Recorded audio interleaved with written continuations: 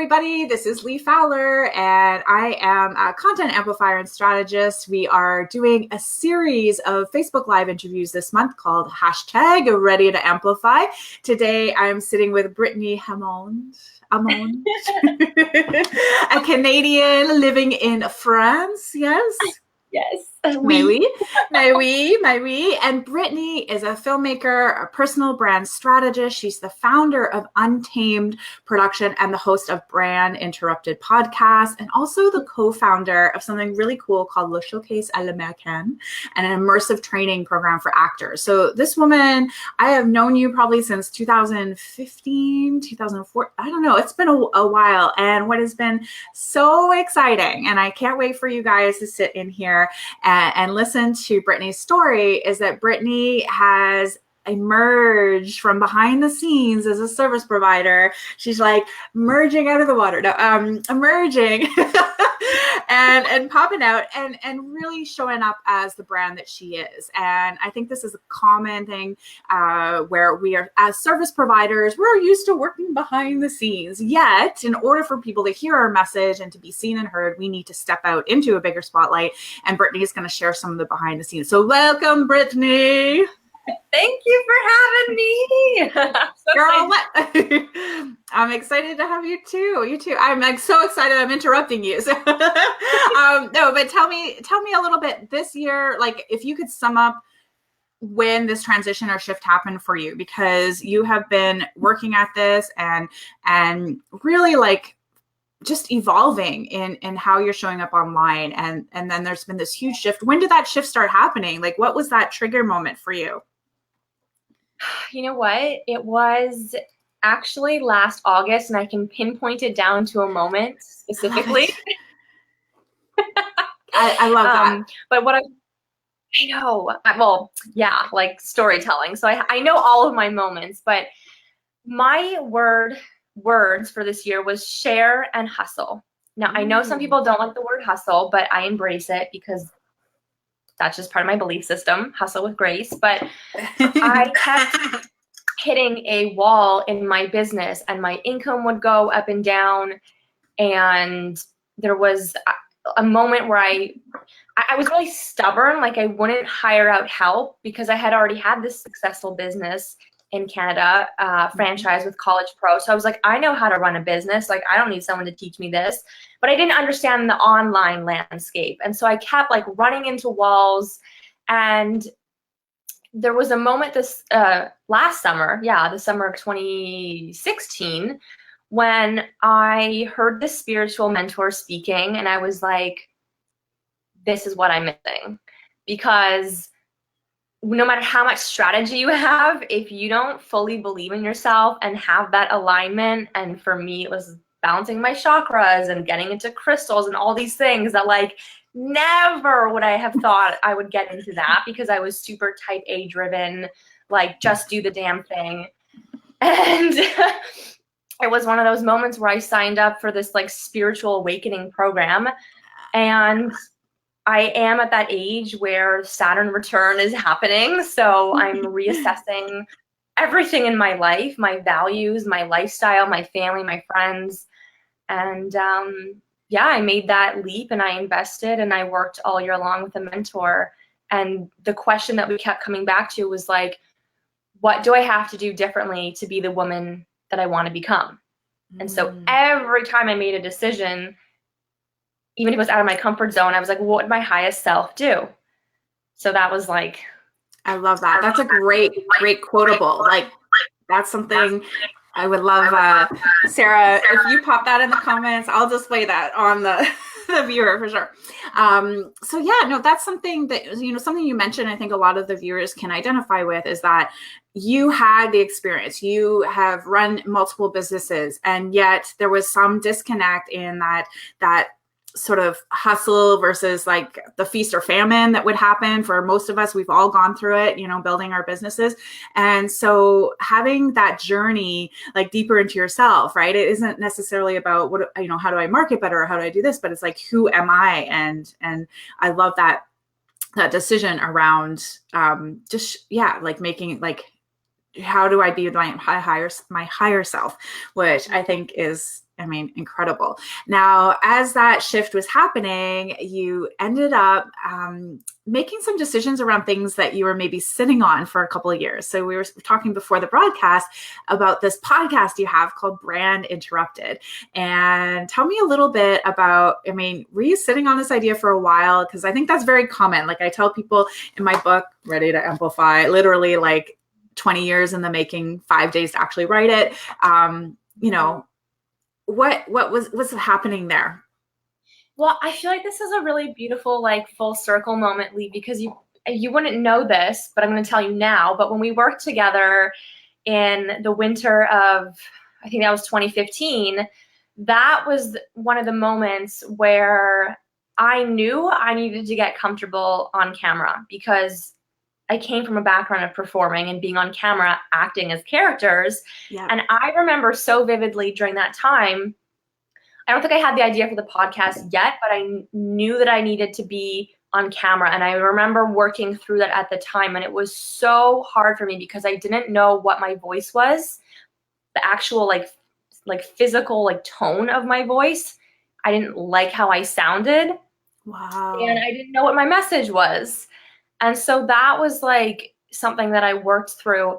It would have been a year later in February of 2016. February is like, that's like a month where things, I don't know, shift for me. But Ooh.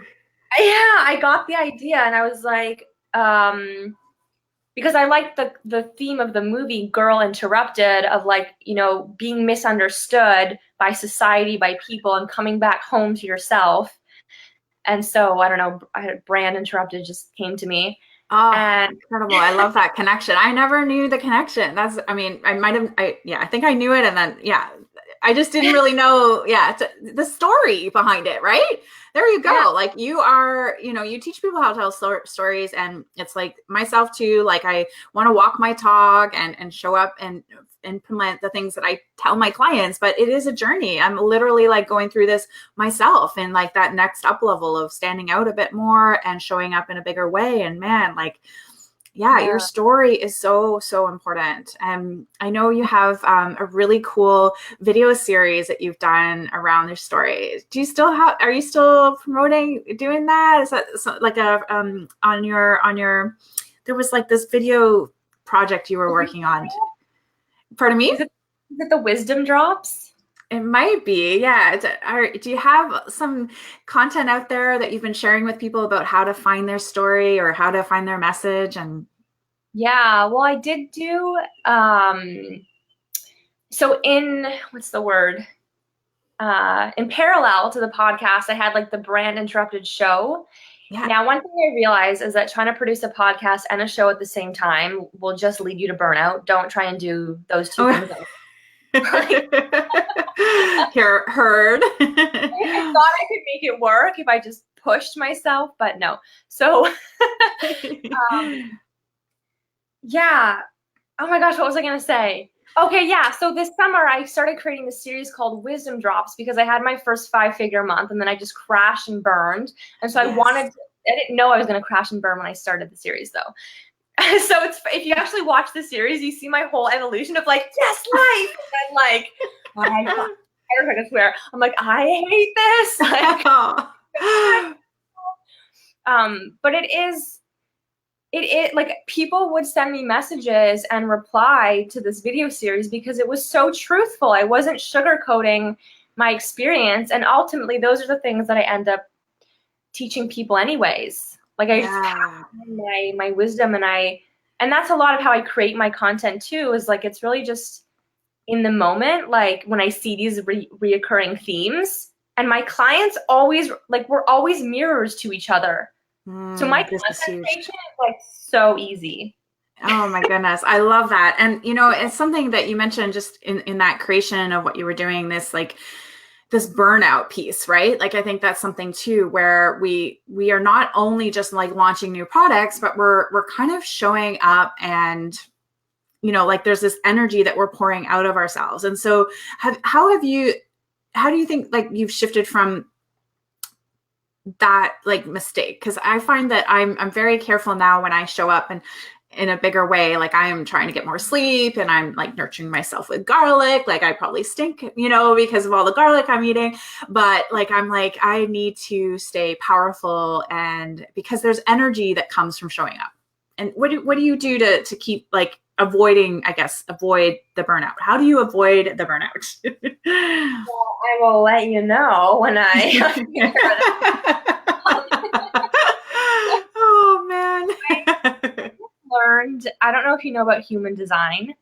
I've heard of pieces of this. Yes. Okay. For the viewers watching, and if you guys have heard about human design, if you're watching right now on replay, which #replay, let us know in the comments. But tell me, just if you could sum up human design from your perspective, what is that? And then let me know about how the burnout piece like fits into the human design, because I'm very curious. Okay, well, I actually don't fully know what human design is.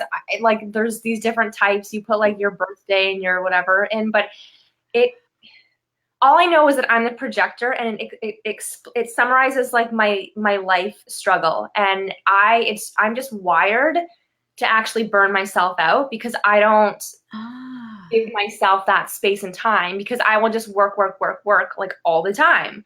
Mm-hmm. Like, it was midnight last night and I was creating a landing page. Like, there is no reason why on a Sunday night at midnight I should be creating a landing page. But oh my gosh.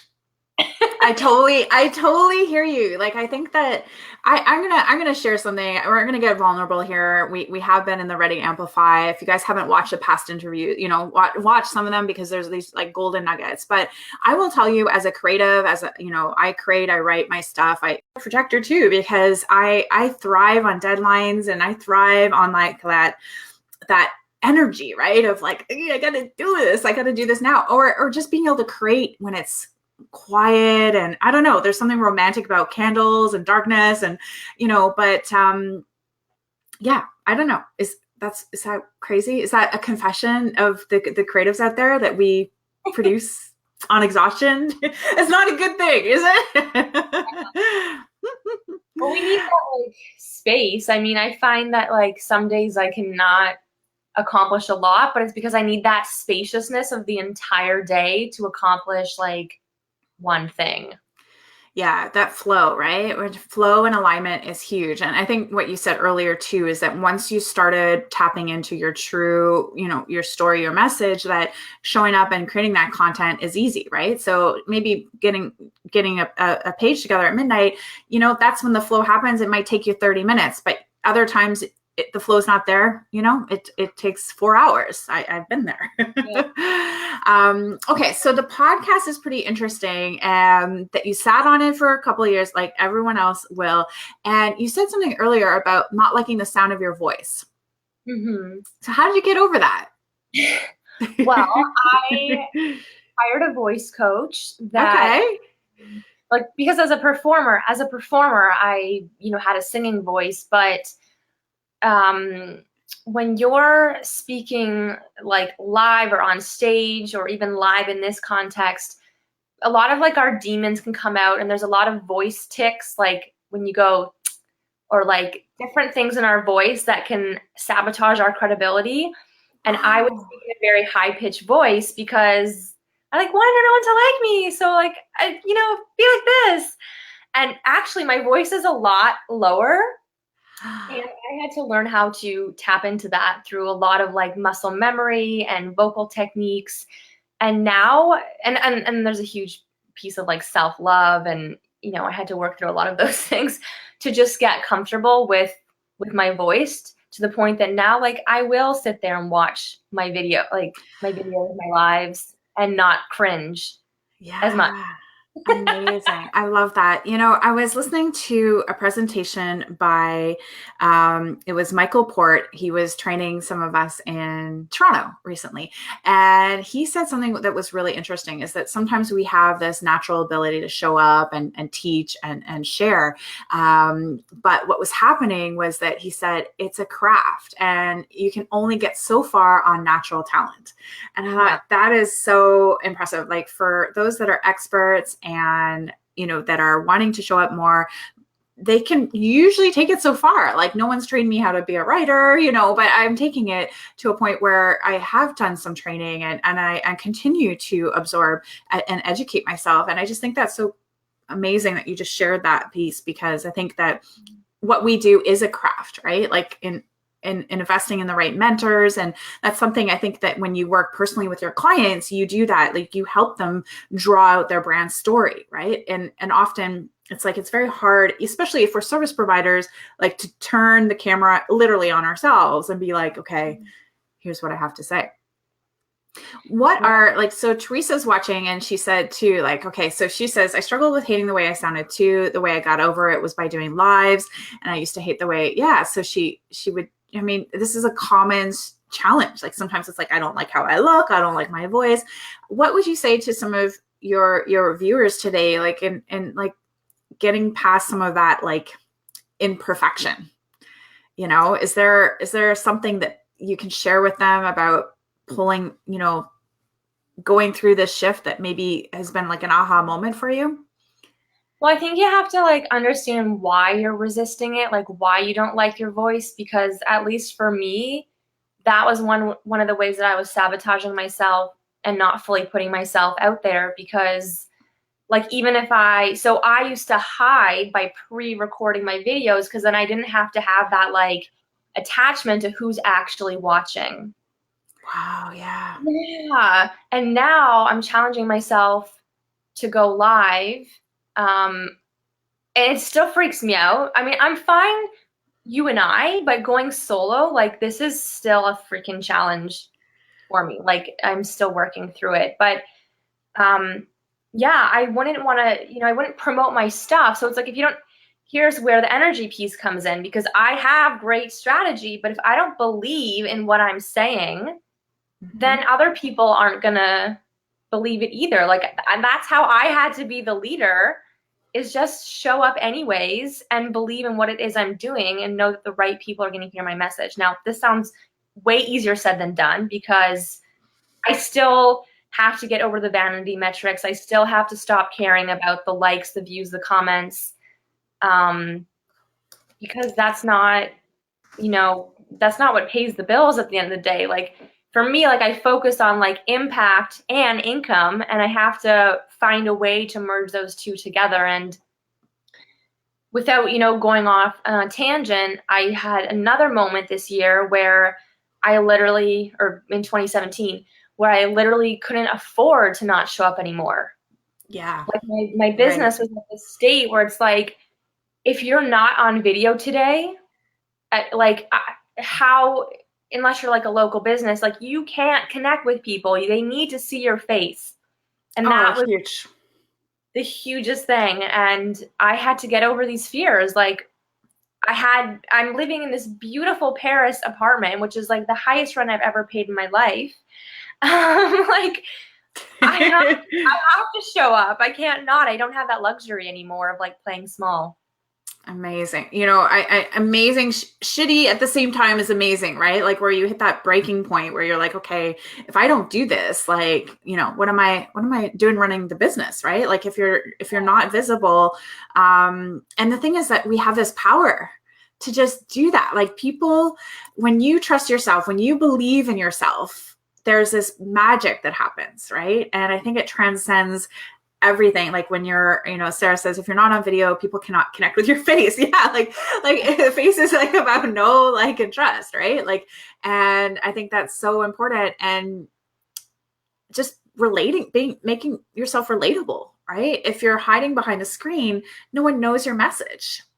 Yeah. And I'm, you know, I think, I want to say, oh, you know, it's crappy that you had to go through that. But at the same time, it's kind of like the breakdown before the breakthrough, right? Like you know, we're holding ourselves back really at the end of the day. Yeah. Oh, and that's kind of what led me to, again, I keep going back to January, February, because that's when I was launching the podcast and the show. And then of course I went down this spiral of burnout because that was too much to take on at once. But that was my like entrance into the world. Like here I am, here's my voice, here's my face, and yeah.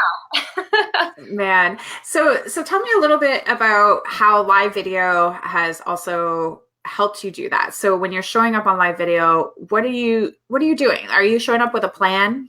or are you showing up like just to show up? There's a difference, right? And I know you're all about strategy, so I'm almost like I almost know the answer, but tell me a little bit about how you show up on live video and how you approach it. Oh my gosh. Well, okay, I actually only did my first like solo live last week. Okay, this is good. This is for everybody watching, like they are at that point, right? Like you've done the podcast, you have done behind the scenes, you know. So yeah, this is how did it go? How did your live video go? That breakout moment. It went honestly like it went well. I invited a few people, like a few friends to join, and then, you know, again, I wasn't attached to the numbers, and I don't know, I actually realized like, damn, I'm good at this. Like I know how to talk on camera. Like yeah, I mean, so I had this habit. This was part of like my own whatever trauma story, but I would freeze up on camera. Actually, this goes back to a story of auditioning in Toronto when I was a kid, and I froze up in front of all of the casting directors, but I would freeze on camera. And so I have to do like grounding exercises before I go live so I can be like really focused and speak from my heart, because if I have that moment where I forget what I'm going to say, because I have these like traumas, like physically my body, like I'll just blank out. So I consciously, like I do have to prepare for these things in terms of like the structure. I kind of have like little sticky notes that I'll put around my screen, and just, I don't know, I try and keep them like short and concise and very like things bite-sized. Yeah. I think that's key. And, you know, I hear you. Like I hear you when we have a physical reaction to doing things out of our comfort zone. And I think that's why so many people, when they're launching stuff, and I've gone through this too, once to a point where I actually lost my voice during a launch. I call it my stealth mode launch, where I was like just emailing and messaging people because I like literally lost my voice. And, you know, I think there's this process of like we're kind of like, we're removing, I guess, that protective layer, right? When we show up on live video, like there's no room for editing or hiding. And I think that when you can, like, there's a point where you can physically react to that, right? Like I know for myself personally, for the first time in my life 2 years ago, I experienced panic attacks during like my group calls. And for some of you watching later on replay that were part of the groups, like I never told people that I was actually like having panic attacks during my live coaching group moments, you know, on video, right? So like, it's just something where I didn't know what was happening at the time. And then I figured out what those were. But I love that you mentioned that you have grounding exercise. So for those watching, and for me too, like, I know for myself, I take that minute of like, I used to do this before racing, where I'd like visualize the entire race before I started the race. So I'd like go through my mind. And what's very magical and powerful is that you can like literally go through a 2-hour race and like in 30 seconds in your mind, right? Like we can fast forward really quickly. So for me, I like to do that before I go live, is just have that grounding moment. What is a grounding exercise, and what are some of yours? So I just meditated. So I go to the gym, first of all, because that's the way to like evacuate nerves. Like I'm a very anxious person by nature. But like, I'm not even doing it right now, but I would put like my 2 feet on the ground, so you're like connected to source energy. And then another thing you can do, like I don't do this anymore because this is a big shift. I just trust that I can show up and speak whatever needs to be said. Yeah. Like even today, I was like, I'm not gonna over prepare. I'm just gonna trust. But you can like stand like up by a wall and put your hands on the wall and your feet on the ground and like your face to the wall, and just like blow out to the wall and like get rid of that excess energy. And you can practice saying, like, even practice your first 5 sentences of the live. Like it will just immediately ground you and like recenter you. I love that. Obviously being in the present moment is really important. Like, again, that's why I didn't want to That's actually a big shift too, because I used to be that person that would over prepare for things because I didn't trust myself to show up and speak, and that I had that knowledge within me. And now Yeah. I'm like, I own it. I know what I'm talking about. I know my craft. And so I can show up and just speak, you know? Yes. Yes, girl. Yes. Yes. I love it. I know this is so, it's so simple sometimes, but it's so complicated at the same time. And, what I'm hearing, I'm just going to regurgitate it back, is that when you are over preparing, when you're over complicating the process, usually that's a sign that you are not owning it, right? And you're almost like self-sabotaging yourself along the way. I've done it. I've been there. I can like wave my hand. Anyone watching on #replay, like, let me know, because this is showing up for me in trying to do 100 million things with my team, and like trying to, like, it happens at every up level, every time I do something new. My goodness. Okay, so we're closing out towards the end of our half hour. And I want to make sure that people know that they can find you on social. We have some links here that Sarah is showing. And is there anything you're working on right now you want people to check out or take a look at? Maybe there's something you're excited about. Yeah, well, I do have a 3-part video series called Audaciously You on Camera. And Yes, actually, this is what I was trying to.